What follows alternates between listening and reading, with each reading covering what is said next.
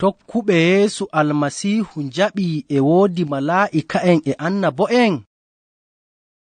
To higo am, jooni mi hokkete habaru dow ko minon tokkuɓe Almasiihu njaɓi nder ɓerɗe amin dow annabo'en.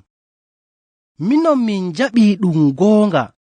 Allah liloyi annabo'en ɓe mbi'a duuniyaaru ko o wi'i. Yimɓe ɗuɓɓe ngiɗaa nanki ko Allah wi'i. Ko'e maɓɓe njoori kolom ngam hakkeeji maɓɓe. Woɓɓe maa mbaawaayi heɓtuki. Ammaa fuu e non, e woodi woɓɓe, worɓe e rewɓe, ɓe nani, ɓe boo njaɓi, ɓe tuubi, ɓe njaafanaama hakkeeji maɓɓe. Sey Allah meddi e maɓɓe, liliɓe ɓe njaara habaru maako to woɓɓe feere. Non o wartiri ɓe annabo'en. Min keɓii habaru annabo'en nder deftere seniinde. Deftere wanginii jonde maɓɓe e duuniyaaru, e boliiɗe maɓɓe, e winde-windeeji maɓɓe. Raa inɗe woɓɓe seɗɗa nder maɓɓe: Annabi Ibrahim, e Annabi Muusa, e Annabi Haruuna, mawniraawo Muusa, e Annabi Maryaama, mawniraawo Muusa, e Annabi Naatan, e Annabi Samaa'ila, e Annabi Dawda, e Annabi Iliya, e Annabi Ilisha, e Annabi Ishaya, e Annabi Irimiya, e Annabi Inusa, e Annabi Jowel, e Annabi Daniel, nden Annabi Yahaya gaɗoowo baptisma. Kanko woni annaboojo cakitiiɗo ko Yeesu Almasiihu danye. Annabi Ibrahim e wi'ee higo Allah, nyaako hooliiɓe Allah fuu. Allah suɓiimo o warta nyaako leƴƴi ɗuɗɗi.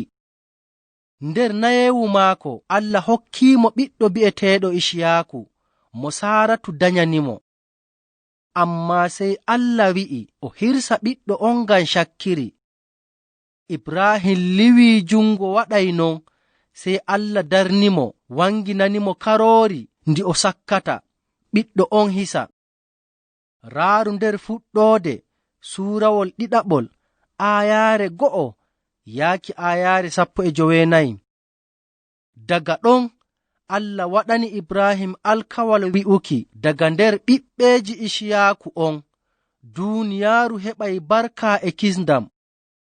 Alkawal ngal bo heewi dow Yeesu Almasiihu. Gaɗa Yeesu Almasiihu wari, e woodi woɓɓe annabo'en: Annabi Yahaya, e Annabi Biiturus, e Annabi Bulus. Allah liliiɓe ngam ɓe ekkitina yimɓe wolde Joomiraawo, ngam ɓe njaɓa Yeesu Almasiihu kisnoowo. Minon emin mbi'a annabo'en Allah sakitiiɓe wonɗon. Ammaa fuu e non, bolwayɗo wolde Allah e goonga banye e ɗum wi'amo annaboojo. Ko tokkuɓe Yeesu Almasiihu nyumata dow annabo'en feerootirii e ko tokkuɓe goɗɗi diinaaji nyumata. Ngam non emi yiɗi mi hokkuma habaru mawɗum ɗu'um. Ɗum wi'aayi en ɗukki annabo'en. Woɓɓe maa ɗum andaa inɗe maɓɓe. Allah liloyi annabo'en maako to Israa'iilanko'en, ngam o suɓii lenyol Israa'iilanko'en ngarta laawol ngol o andinirta duuniyaaru fuu goonga. Naa woy annabo'en ngalaa hakke. Aa'a, no ɓe tuubu, Allah bo yaafanake ɓe. Allah noddii annabo'en feere-feere. Woɓɓe annabo'en ɓe diskuɓe, woɓɓe bo ɓe ngalana. Woɓɓe ɓe janguɓe jande luggunde, woɓɓe bo ɓe njangii seɗɗa tan. Woɓɓe ɓe woynaaɓe, woɓɓe bo ɓe reenooɓe. Woɓɓe no ndotti'en, woɓɓe bo no sukaaɓe. Woɓɓe annabo'en bo Annabi Iliya e Annabi Yahaya gaɗoowo baptisma, kamɓe ɓe mbindaayi defte.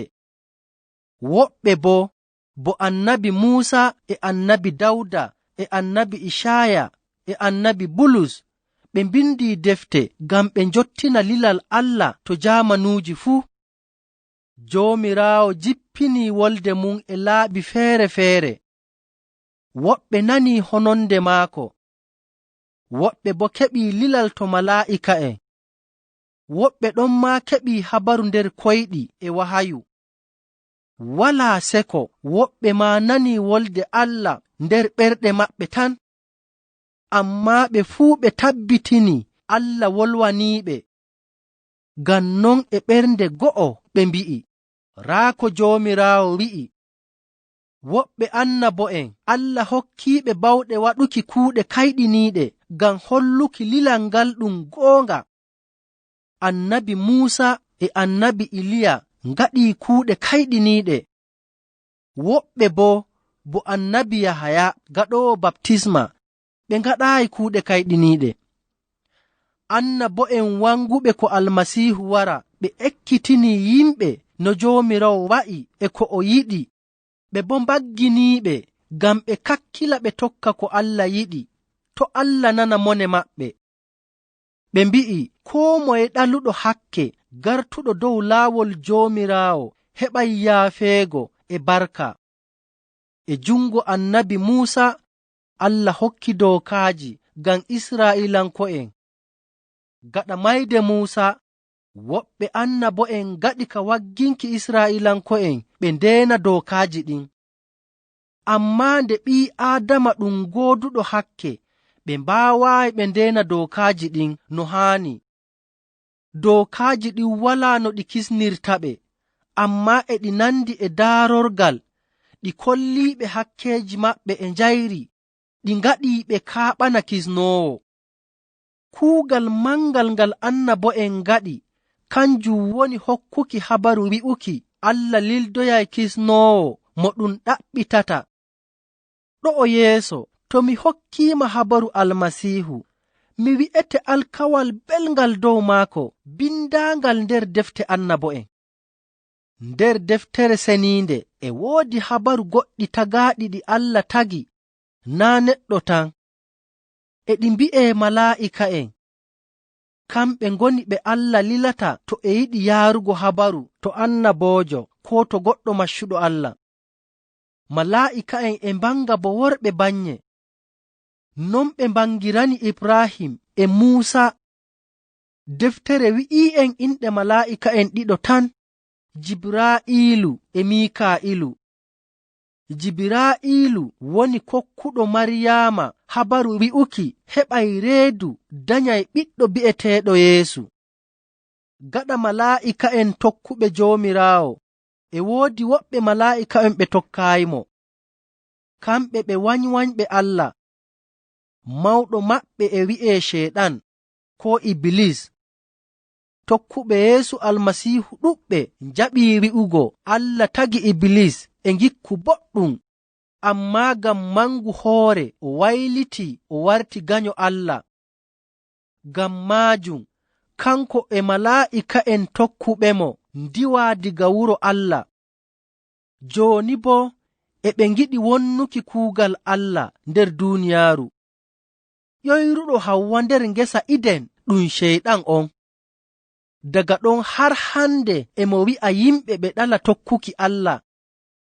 Koo Almasiihu ma, Ceyɗan e yiɗi waɗukimo o waɗa ko Allah haɗi, ammaa Ceyɗan on waawaayi. Raaru nder Maatiyu suurawol nayaɓol aayaare 1 yaaki aayaare 11. Ceyɗan e woodi bawɗe mawɗe, ammaa ɗe kewtaayi bawɗe Allah. Allah waɗay ko yiɗi e maako. Tokkuɓe Almasiihu haanaa kulamo, koo kanko koo bo malaa'ika'en tokkuɓe mo. E ɓe mbonna ɗuɓɓe, ammaa tokkuɗo Almasiihu waaway daro nyaama jaalorgal dow maɓɓe ngam bawɗe Almasiihu. E timmoode boo, Allah faɗɗay Ceeɗan nder ngaska hiite ngere'ata. Raaru nder wahayu Yahaya suurawol 2 aayaare 10.